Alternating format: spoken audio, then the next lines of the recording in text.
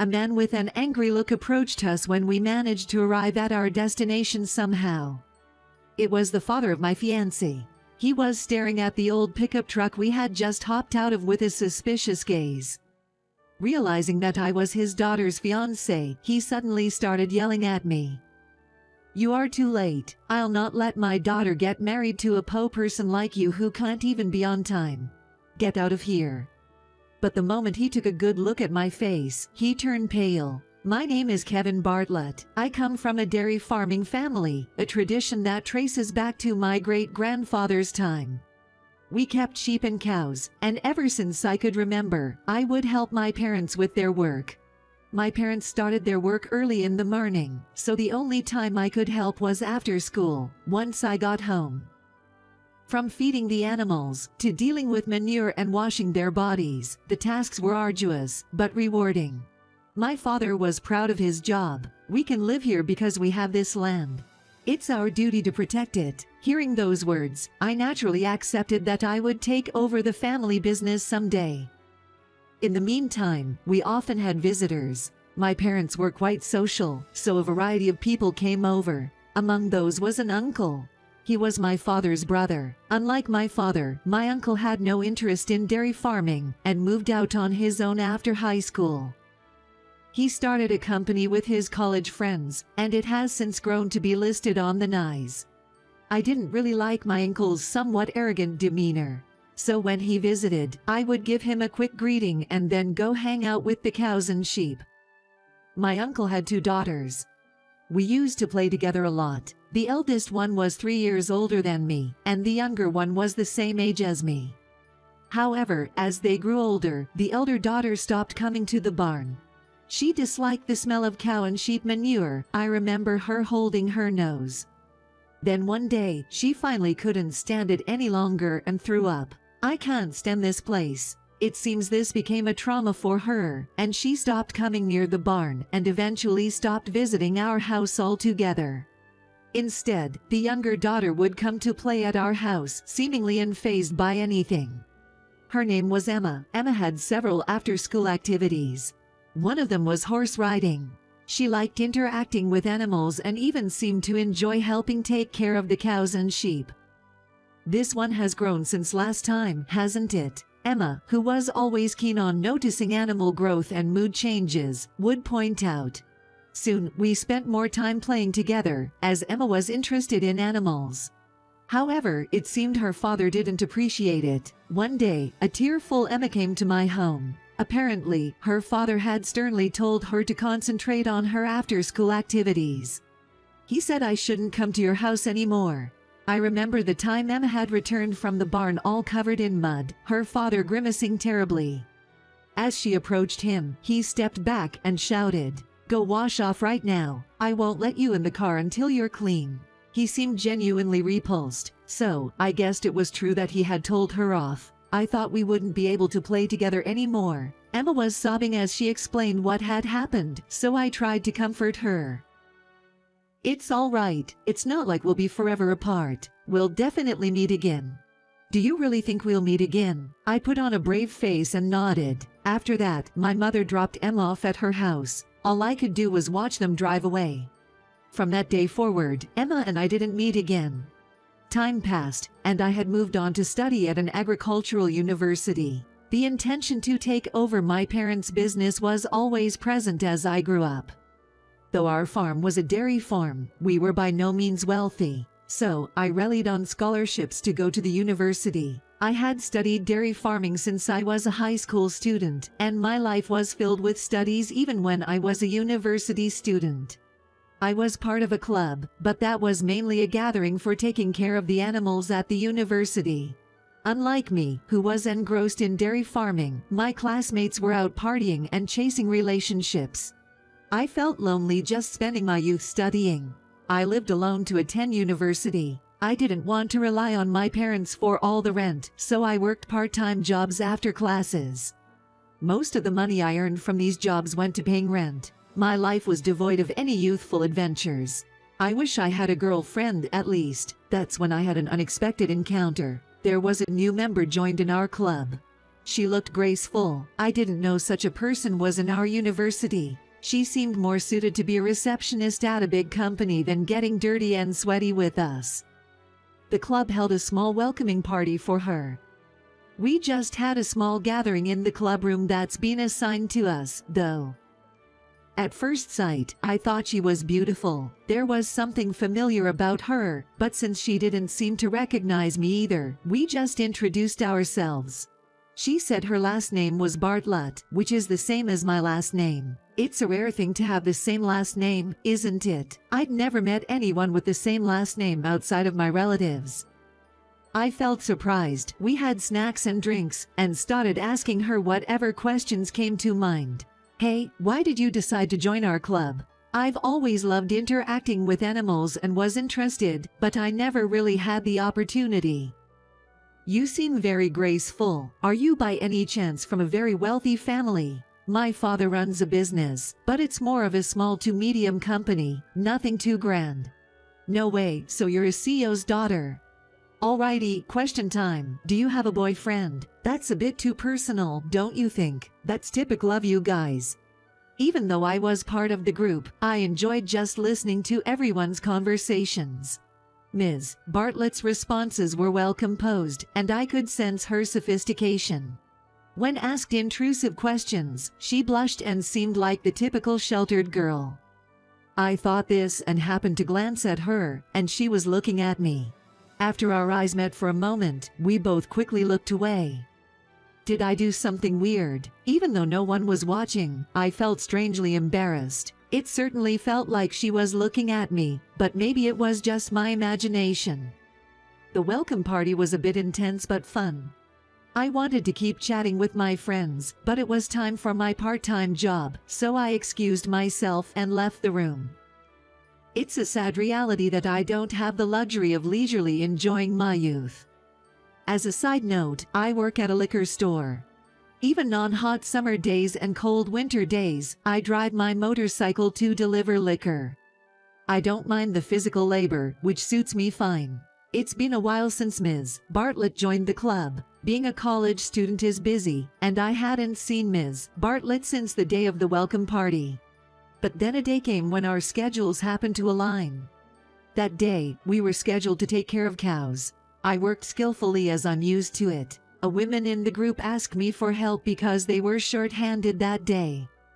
There aren't many girls today, can we ask for your help? It wasn't a particularly hard job, so I agreed to help. While I was concentrating on my work, I felt someone approaching. When I turned around, there stood Ms. Bartlett, all by herself. You're quite good at it, Ms. Bartlett. I find it a little confusing because we have the same last name.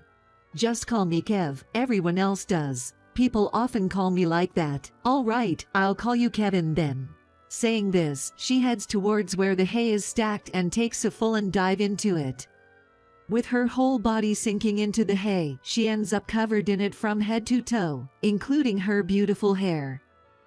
Ms. Bartlett, caught off guard by her sudden action, she starts to explain to me. I used to play like this at a friend's house when I was little. I like the smell of hay. Come to think of it, Emma used to love diving into the hay too.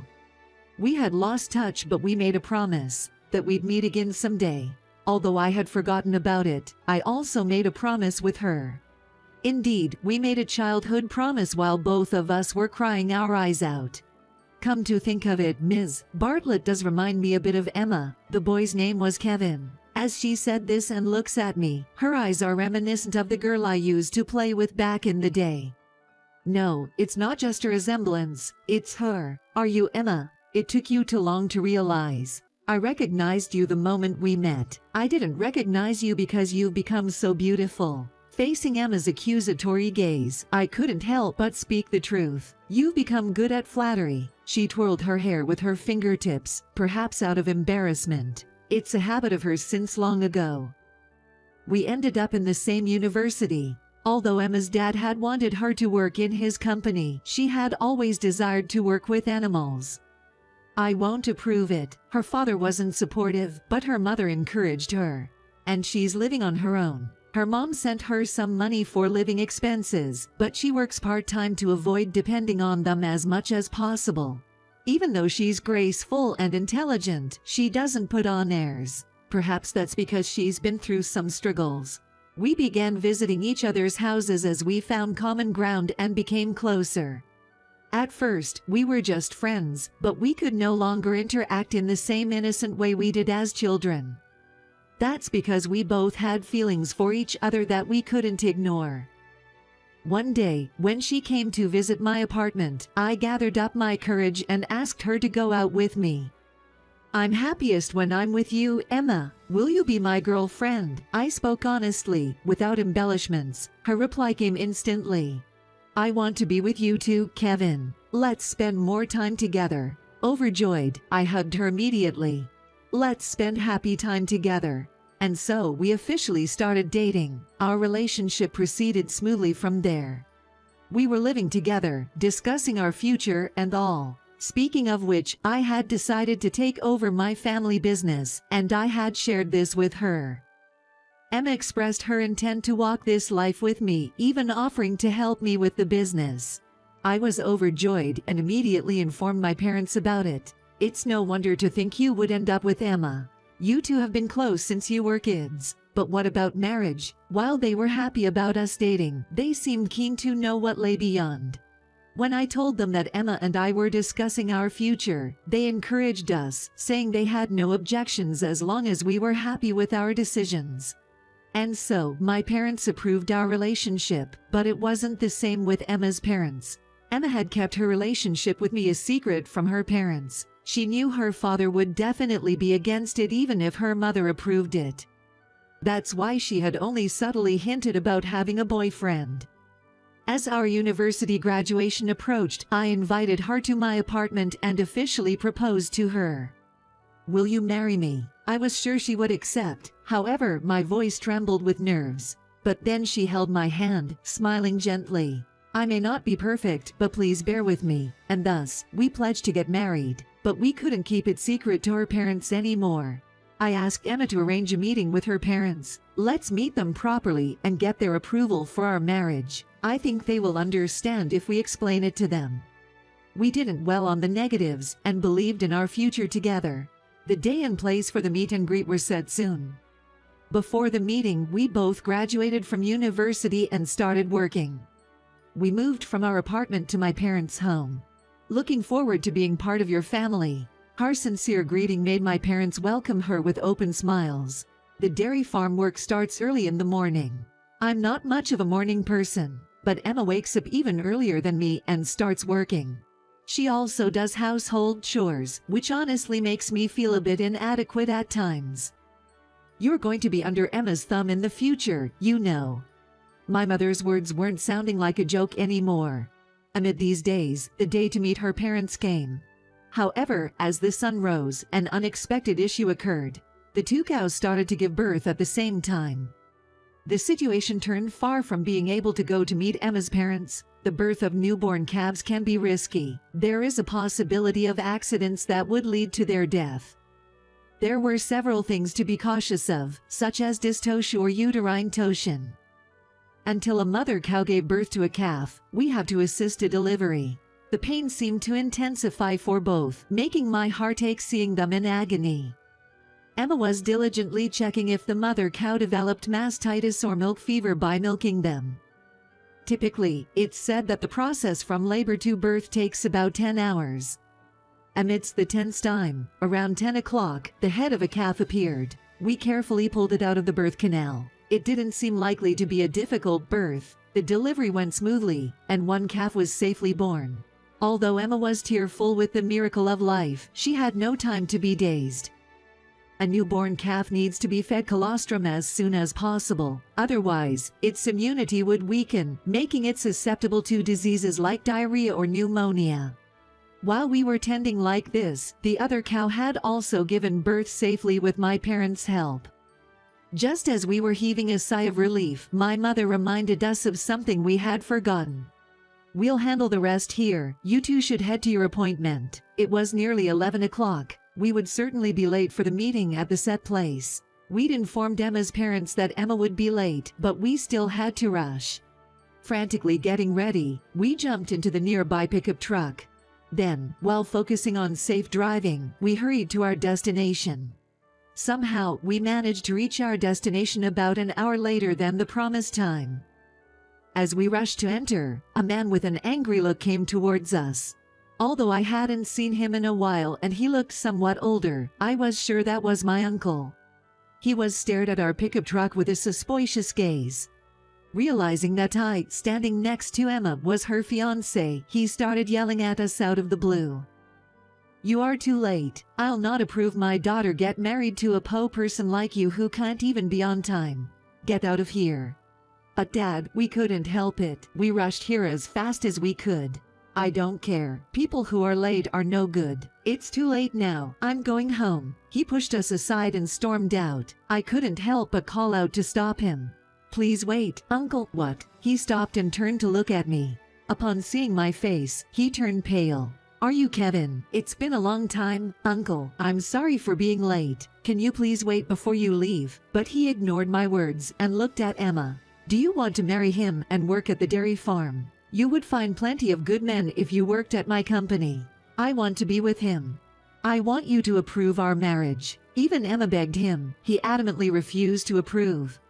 "No, I won't approve you to marry him." With that, he hastily got into his car and drove off. Emma's mother, who arrived later, apologized to me with a remorseful look. "I'm sorry, please don't take it personally. He's just worried about his daughter's future in his own way." All I could do was nod. Our marriage wasn't approved, and even after trying to discuss it, we hit a brick wall. We couldn't even have a chance to meet him.